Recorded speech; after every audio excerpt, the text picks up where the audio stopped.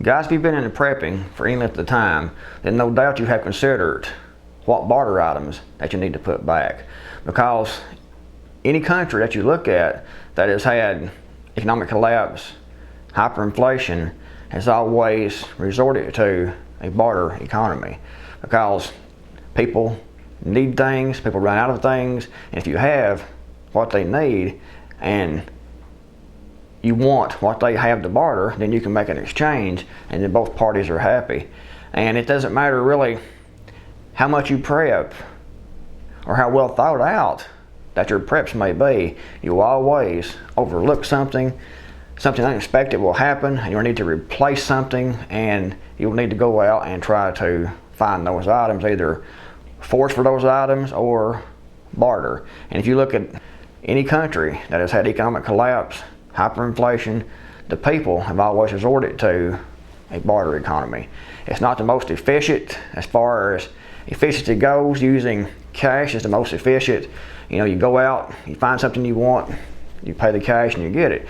But hyperinflation, economic collapse, that's not going to be possible. So you need to consider what items to put back, what items will be needed, so you can barter for what you need or what you don't have.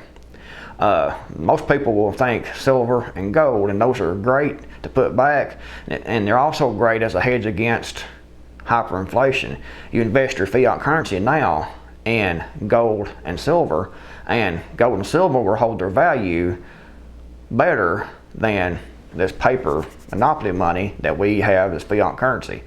Gold and silver will allow you to keep your wealth and not lose the value of your dollar if you convert those dollars into gold and silver. However, one of the best barter items, in my opinion, is skills. You don't have to put back anything. You don't have to stockpile anything. You don't have to worry about what you have being stolen, damaged, or anything like that. It's in your head. You have your skills to barter. For example, you know, if you're a nurse, if you're a doctor, if you're a vet, if you're a dentist, then those skills will always be in demand. And you can barter those skills for what you need, because people are going to always have health issues, people are going to always have dental issues, people are going to always need to be taken care of physically. And if you have those skills to do that and have the supplies put back to implement those skills that you have, then you'll always be in demand. So think, what skills do you have, or skills that you can acquire that will be a great barter item in a post-collapse type situation?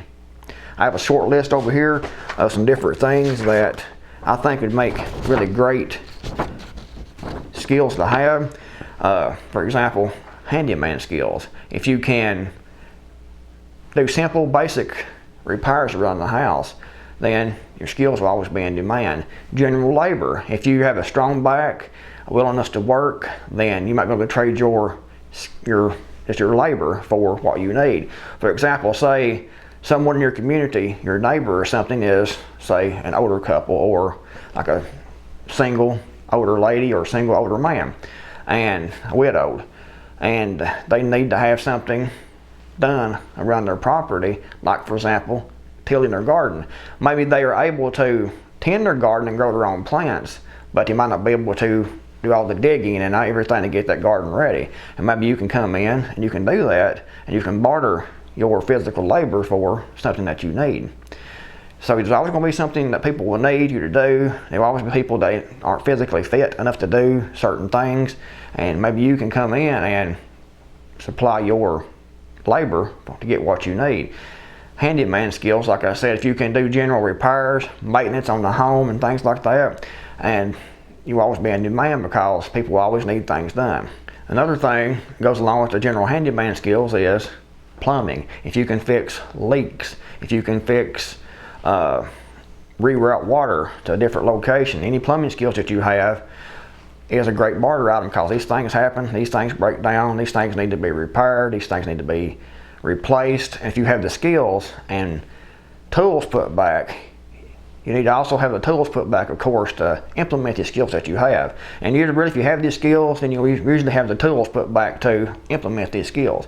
You might need to figure out alternatives to be able to make some of your own things to do repairs with and your own tools and things. But get all the tools that you can that you will need for your skill to implement that skill. Carpentry work, roofing, anything like that that you have skills for, leak repair and like a roof. If you have the tools, supplies put back where you can implement the skills you have, like ladders and things, you can go up and fix a leaky roof. Great skill to have. I'm sure if someone's roof is leaking and they don't have the things to need it to repair that, or the skills to fix that leaky roof, they'll be more than happy to trade you something that you might need for you to go ahead and do that for them. Blacksmithing, again, you'll need the tools, the shop set up to do that. But once you have everything set up and the tools, then those tools are usable over and over again. You can repeat what you're doing for different people. And that's a great thing about barter skills and bartering skills is that you don't have no supply over here. You don't have to worry about, in most cases, running out of this barter item. For example, if you have food, extra food to barter, that food's going to run out. So you have nothing else to barter. You better barter a few times and then you'll be out of your main barter item. Whereas if you have skills and the tools to implement those skills, you can keep repeating and keep working. So the only thing you're limited is your physical ability and your time. Another thing would be sewing. If you can sew clothes, if you can make repairs on clothes, that's another good barter item. But again, you need the thread, the sewing machines and things put back to be able to implement the skills that you have. Shoe repair. Security. If you have military experience, security experience, perhaps you can get a job as a security guard at a certain location. Nursing, I mentioned that already. Dental, general labor, fishing and hunting. One of the things in Venezuela that a lot of people resorted to was bartering fish. They would go out and fish and bring those fish in and barter those fish for other items that they needed. They had barter markets set up and people go out and, like I said, and fish, catch those fish, bring those fish in and barter and trade on those fish because people needed fish. Same thing can be said for hunting. If you can hunt, then perhaps you can go out and harvest a few squirrels, harvest a deer, harvest some rabbits and things like that and be able to barter that meat for something else that you might need.